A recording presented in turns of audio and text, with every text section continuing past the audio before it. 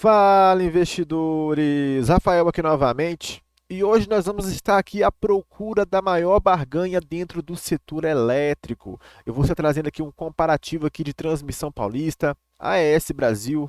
Vou estar trazendo também Alupar e Auren 3. Mas antes de estar continuando o vídeo, peço para vocês estarem deixando o like aí, que ajuda muita gente, e também se inscrevendo no nosso canal e ativando as notificações para não perder nenhum conteúdo. Vamos lá? Entre as comparações que eu vou estar trazendo hoje aqui para vocês, a gente vai levar em consideração alguns fatores. Um deles, por exemplo, é a cotação.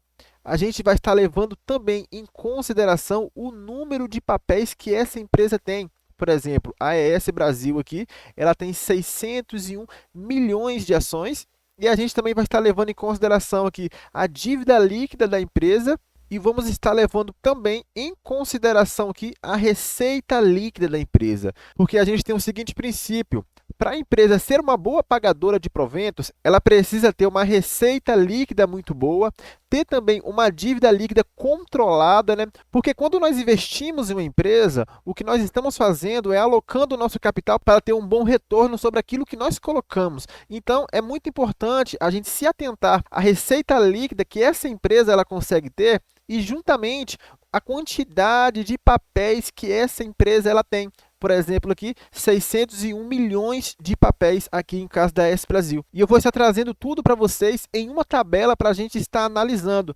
Dessas 4 empresas que eu trouxe aqui, 2 delas eu tenho em carteira, que é justamente aqui a Auren, que eu tenho aqui 300 ações da Auren, que ela representa aqui 16% aqui dentro do meu portfólio, e eu tenho também a AES Brasil, que eu tenho 200 ações e que representa aqui 9,20% dentro da minha carteira. Trazendo aqui este gráfico, né, de comparação de empresas, eu separei aqui o número total de papéis que cada uma dessas empresas possui. Por exemplo, a AES Brasil tem 601 milhões de papéis, enquanto a ISA-CETEPS, que é a Transmissão Paulista, tem um pouquinho mais, 658 milhões de ações. A Alupar tem 879 milhões, enquanto a Auren possui 1 bilhão de papéis. Está de forma crescente aqui, mas não foi feito de forma intencional. Eu fui colocando aqui de forma aleatória e quando eu vi ficou aqui de forma crescente, mas é até melhor para a gente estar visualizando. E aqui um comparativo em relação à dívida líquida.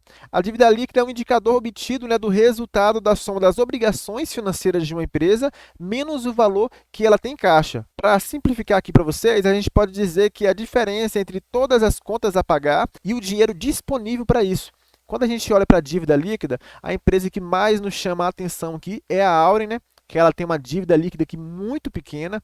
Quando a gente compara com as outras aqui, a gente vê aqui a AES Brasil quase 8 bilhões, a ISA-CETEPS aqui 7 bilhões e a Alupar quase 9 bilhões aqui. Então a gente percebe que a dívida da Auren aqui ela é a menor de todas, ou seja, a menos endividada nestes comparativos, enquanto que em número de papéis, né, a melhor aqui ficou com a AES Brasil, que a gente sabe que os proventos da empresa ele é distribuído pelo número de papéis que essa companhia tem. Trazendo um exemplo aqui para vocês, digamos que 2 companhias vai distribuir ali 1 bilhão aos seus acionistas. Se uma empresa ela tem 600 milhões aqui, como a AES Brasil, e outra empresa, por exemplo, ela tem o dobro, 1,2 bilhão, ou seja, os acionistas da AES Brasil vai ter ali o dobro de proventos do que a outra empresa que tem 1,2 bilhão vai ter, justamente por ter uma quantidade menor de papéis, porque isso aqui é uma coisa muito importante para a gente estar analisando e que passa despercebido por muitos analistas aí no mercado. Então, para quem tem uma estratégia de estar investindo em empresas para estar recebendo proventos, a gente não pode de maneira nenhuma estar deixando de lado aqui a questão do número de papéis que a empresa possui no mercado.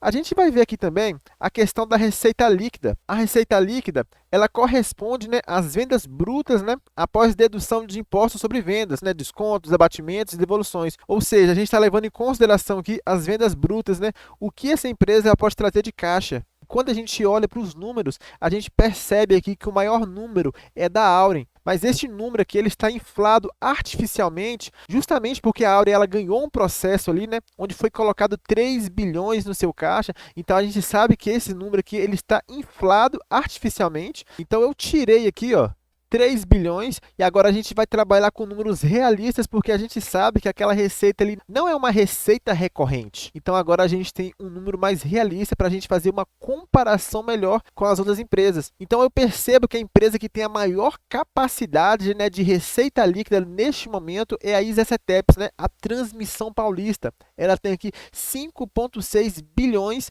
de arrecadação de receita líquida nos últimos 12 meses, mostrando aqui o seu nível de receita muito maior do que as outras comparadas. Mas quando a gente olha aqui para a cotação atual, porque preço ele importa e importa muito, a gente percebe que ela está custando aqui R$ 25,00, enquanto a Alupar neste momento está custando aqui R$ 29,00, a Auri custando R$ 14,00 e a ES Brasil custando aqui R$ 11,68. Então, a gente vê uma distância muito grande, né, quando a gente compara principalmente com a ES Brasil e quando a gente compara aqui com a Auren. Depois dessa análise, o que nós podemos chegar à conclusão? A gente pode chegar à conclusão que a ES Brasil, por ter um número menor de papéis aqui, ela larga na frente justamente por ter que fazer um lucro menor para ter ali a mesma distribuição de proventos para os seus acionistas. Eu vou estar trazendo, por exemplo, um exemplo de uma empresa que tem um número de papéis muito relevante. A Eletrobras, por exemplo, olha o número de papéis que essa companhia ela possui quando a gente compara ali com a ES Brasil. A Eletrobras ela possui ali 2,3 bilhões de papéis em circulação.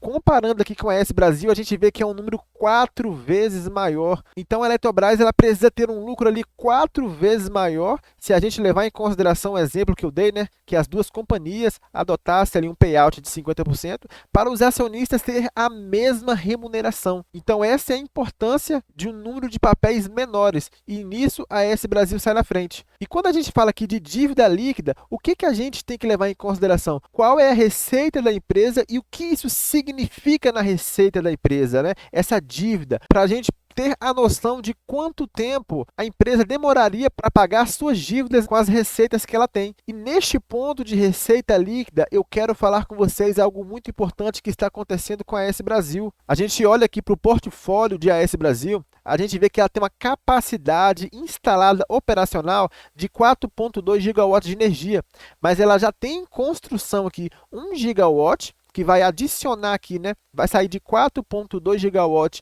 vai para 5,2 gigawatts, e essa capacidade, ela já está vendida, ela já está contratada. Assim que ela ficar pronta, que ela entrar em operação, essa energia ela já está contratada por um terceiro. Então, a gente vai ter aqui uma elevação de 24%, porque quando a gente pega aqui esses 4,2, vamos fazer a conta aqui, 4,2 mais 24%, a gente chega a um total aqui de 5,2 gigawatts, ou seja, então a gente levando em consideração que ela vai ter esse aumento aqui de 24%, a gente também tem que levar em consideração, né, que a sua receita líquida também vai aumentar 24%, e existe aqui um plano da companhia de aumentar mais 1,7 gigawatts aqui, mas isso aqui está um pouco mais à frente ainda, mas essa construção de 1 gigawatt aqui, ela já está em fase final, em 2024, agora provavelmente no final do ano, a companhia já vai ter esse 1 gigawatt em operação, então a gente vai estar trazendo isso para os números da companhia neste momento. Trazendo aqui para os números da companhia, a gente vai ver que ela teve uma receita líquida, né, nos últimos 12 meses de quase 3 bilhões, e quando a gente adiciona aqui esses 24%, ela vai aqui para 3,6 bilhões. Eu estou trazendo a presente, tá? O resultado futuro, tá, galera? Então, quando a gente olha aqui esses 3,6 bilhões, a gente compara, por exemplo, a Alupar, a gente vê que é uma receita muito semelhante à receita da Alupar.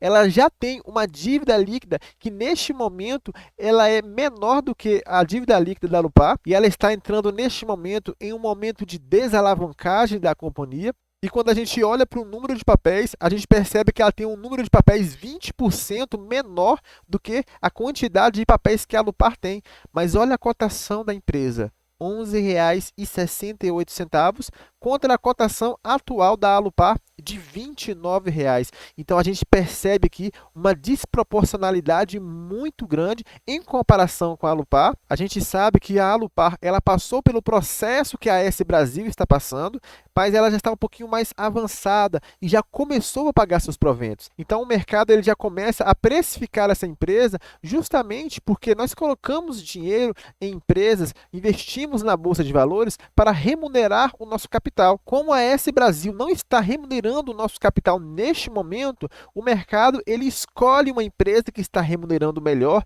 como é a ISA-CETEPS, como é a Alupar, por exemplo, para estar ali remunerando o seu dinheiro ali naquele mínimo de 6%, né, que é aceito em todo o mundo, mas a AS Brasil neste momento não está remunerando. Mas o que a gente viu, que ela já está em fase de término das suas construções, que a energia que vai ser gerada na companhia ela já está vendida e que ela é uma subsidiária ali da AES Corporation lá dos Estados Unidos. Então ela vai ser uma boa pagadora de proventos porque ela vai mandar esses proventos ali para sua hold, que é a AES Corporation. Então quando a gente leva em consideração aqui o preço da companhia, a gente percebe que a AES Brasil é a companhia mais barata neste momento. Não necessariamente ela é melhor, tá, galera? Porque a Transmissão Paulista é uma excelente empresa, a Alupar é uma excelente empresa, a Auren também tem grandes promessas, mas quando a gente leva em consideração o preço, porque a gente sabe que preço importa e importa muito, a gente vê que existe um grande gap, principalmente trazendo em comparação com as outras que nós trazemos aqui para estarmos comparando. Então, neste momento, a AS Brasil, para mim, ela é a melhor oportunidade dentro do setor elétrico. Apenas nessa análise que eu fiz, nada aqui é recomendação. Eu já tenho aqui 200 ações da empresa e eu tenho um preço médio aqui de R$ 9,99. Pretendo aumentar ainda mais os meus aportes nessa empresa, porque eu sei que é uma empresa que daqui 2, 3 anos vai estar pagando excelentes proventos e eu tenho que levar em consideração aquilo que é mais importante para os investidores de longo prazo, que é o yield on cost. O yield on cost é o que traz a riqueza para o acionista, porque quando a gente leva aqui um dividend yield de 6, 7, 8%, a gente consegue isso em renda fixa, galera. Mas quando a gente fala de yield on cost, é exatamente comprar a empresa a preços baratos antes que esse valor ele venha disparar e lá na frente, quando ela tiver 20, 25, 30 reais e ela vir pagar um excelente provento, a AS Brasil está pagando aí 9%, 10%, aí você olha lá para trás e fala assim, mas o meu yield on cost é 30%.